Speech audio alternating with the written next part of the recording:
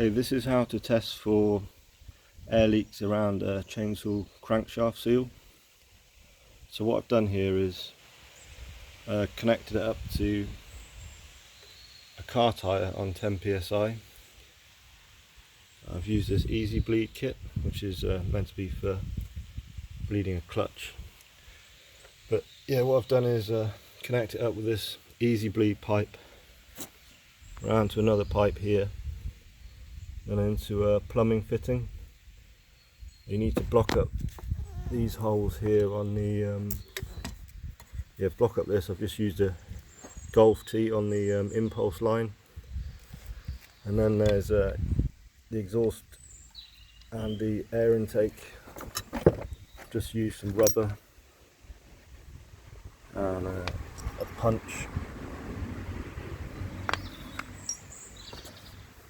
and that's it. Basically, you squirt some of this soapy water on the crankshaft seal and just look for bubbles.